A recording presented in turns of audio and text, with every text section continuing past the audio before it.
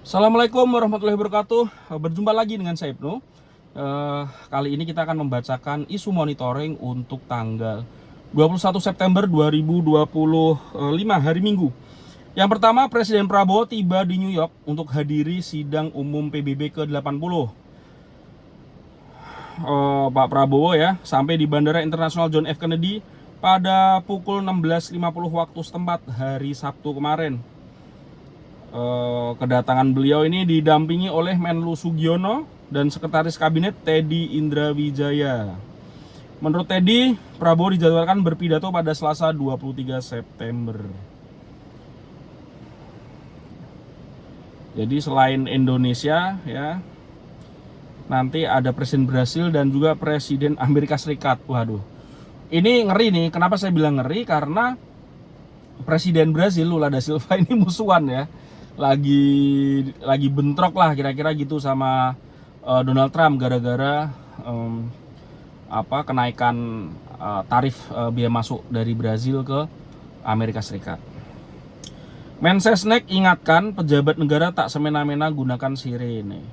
Ini disampaikan Prasetyo Hadi mengingat banyaknya protes dari masyarakat viral di media sosial terkait penggunaan sirene ya, dan lampu lampu biru itu yang kalau malam itu menyulitkan pengendara mobil lainnya. Ini viral di media sosial. Jadi masyarakat mulai males untuk memberikan akses kepada mobil kendaraan yang dikawal oleh polisi dan juga yang memakai sirine seperti itu. Kalau netizen sebetulnya tetet wok-wok ya. Selanjutnya ya, Hasan Nasbi resmi jadi komisaris Pertamina. Mantan Kepala Kantor Komunikasi Kepresidenan Hasan Nasbi resmi ditetapkan sebagai komisaris PT Pertamina sejak 11 September 2025. Penetapan ini berdasarkan keputusan para pemegang saham ya. VP Corporate Communication Pertamina Fajar Joko Santoso membenarkan informasi tersebut pada Sabtu kemarin. Jadi ya jabatan di PCO ya sudah lepas tapi diganti dengan ini. Selanjutnya Presiden Prabowo ingin lansia terlantar hingga disabilitas mendapatkan bantuan makanan. Ini disampaikan oleh Gus Saifullah Yusuf ya, menyampaikan arahan dari Presiden Prabowo Subianto. Selanjutnya KSP desak evaluasi total program makanan bergizi gratis, makan bergizi gratis atau MBG. Kepala KSP Kodari menilai program MBG perlu evaluasi menyeluruh untuk mencegah kasus keracunan yang berulang di berbagai daerah. Selanjutnya KPAI desak evaluasi menyeluruh program MBG karena kasus keracunan, sama ya. KPK ingatkan resiko korupsi dalam penyaluran stimulus 200 triliun. Ya, ini disampaikan oleh Deputi Penindakan dan Eksekusi KPK Asep Guntur Rahayu. Selanjutnya berita DPR RI ya. DPR pertanyakan frase ibu kota politik dalam Perpres 79 2025. Anggota Komisi 2 DPR RI ya, Muhammad Khozin mempertanyakan frase ibu kota politik yang muncul dalam Perpres 79 tahun 2025. Ia menilai istilah ini tidak ada dalam Undang-Undang Nomor 21 tahun 2023 tentang IKN. Hanya menyebut fungsi pemerintahan. Nah, ini nanti ke depan bakal rame apa enggak seperti itu. Berita DPD RI, Ketua DPD ya Sultan Najamuddin mendorong peran inklusif dalam isu perubahan iklim. Jadi Ketua DPD ini memang beliau branding dirinya itu tentang green demokrasi, perubahan iklim segala macam ya. Jadi memang sangat concern. Nah, selanjutnya di berita ekonomi ya, di berita ekonomi Ex-Dirut KAI sebut studi kelayakan kereta cepat Wus sudah bermasalah sejak awal. Mantan Direktur PT KAI Didik Hartantyo mengaku sejak awal mengendus studi kelayakan proses proyek kereta cepat Wus Jakarta Bandung menimbulkan banyak masalah. Selain itu ya, kalau kita lihat Jonan yang saat itu menjadi Menteri Perhubungan menolak hadir di peletakan batu pertama proyek bus ini karena kan dia yang bertanggung jawab tuh Kementerian Perhubungan. Akhirnya memang Jonan dicopot ya karena tidak setuju dengan proyek bus ini, dicopot ya, tapi akhirnya dia jadi Menteri SDM. Oke, selanjutnya Menkyu Purbaya target tarif cukai rokok ya 57%.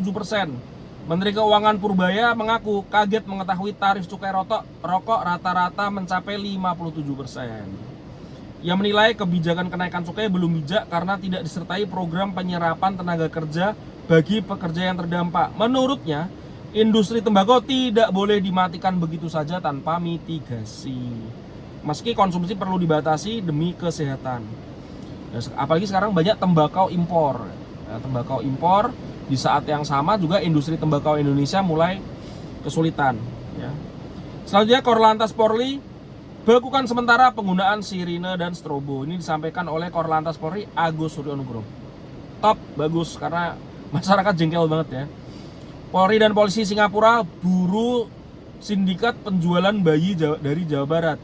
Ya, Divisi Hubungan Internasional Polri melalui NCB Interpol Indonesia bekerjasama dengan Singapura Police Force bekerjasama untuk mengungkap kasus perdagangan bayi yang dibongkar Polda Jabar pada Juli kemarin. Kasus ini melibatkan jalur penyelundupan dari Bandung, Pontianak, Jakarta sampai Singapura. Jadi sampai sekarang ada setidaknya ya yang diketahui 18 bayi yang hilang, masih belum dicari. Ini saya juga kurang tahu nih caranya gimana, apa beli dulu atau ngambil dari rumah sakit atau nyulik atau gimana. Gunung Merapi erupsi, warga diminta waspada ya. Gunung Merapi di Sumatera Barat erupsi pada Sabtu, melontarkan abu setinggi 1 km dari puncak dan disertai dentuman keras. Pos pengamat Gunung Api Merapi mencatat erupsi berdurasi 41 detik. Nah, ini harus waspada ya, gitu. Jangan sampai nanti menimbulkan korban jiwa. Warga sebaiknya melakukan evakuasi karena sudah 1 km. Jadi ya ada lah nanti hitung-hitungannya ya, radius berapa dari puncak gunung itu yang harus melakukan evakuasi. Dari berita internasional, Rusia gempur Ukraina dengan 580 drone dan 40 rudal. Rusia melancarkan salah satu serangan terbesar dalam beberapa pekan terakhir, menembakkan 580 drone dan 40 rudal ke Ukraina.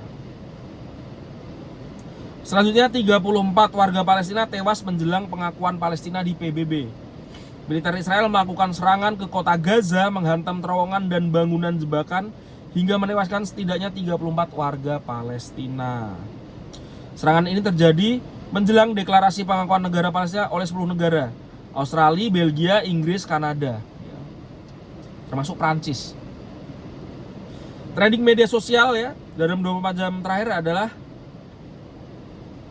hentikan pengadaan Istiqlal. Ini yaitu rencana pembelian kapal frigate kelas Istif dari Turki. Kapal frigate Istif yang akan dibeli adalah kapal perang canggih dengan sistem tempur modern yang akan memperkuat TNI Angkatan Laut. Kenapa sekarang serba Turki? Sebenarnya nggak Turki. Jadi Turki ini sekarang alatnya sedang laris. Kenapa alatnya ini sedang laris? Alat militernya ya, entah pesawat, rudal, kapal. Karena memang kejadian Qatar kemarin saat dibombardir oleh Israel, ya, pesawat Israel masuk ke wilayah Qatar lalu melakukan serangan bom, meluncurkan misil kepada yang menewaskan beberapa delegasi Hamas. Negara-negara terutama di Timur Tengah menyadari bahwa sistem pertahanannya Qatar itu lumpuh saat jet-jet tempur Israel memasuki wilayah Qatar. Itu yang menimbulkan pertanyaan sekaligus ya, muncul prasangka bahwa alat-alat yang dibeli dari negara sekutu terutama dari Amerika itu bisa di-lock oleh Washington saat mau digunakan. Misalkan yang ini isu lama ya, F-16 terbang saat mau ngelawan Israel misalkan, itu misilnya di-lock dari jarak jauh tuh oleh Amerika sehingga misilnya tidak bisa meluncur. Itu isu ya, saya dengar itu lama dari teman-teman juga. Nah, dalam kejadian Qatar, itu sistem pertahanan Qatar itu kan full dari Amerika. Bahkan ada pangkalan militernya Amerika juga di Qatar. Ini yang menimbulkan keresahan di banyak negara. Lalu sebagai alternatif, kalau memang Amerika itu alat militernya nggak bisa dipercaya lagi dalam tanda kutip, mereka juga nggak berani beli langsung ke Rusia karena itu akan dianggap melawan Amerika secara langsung. Ya, misalkan Turki dulu karena dia anggota NATO ya,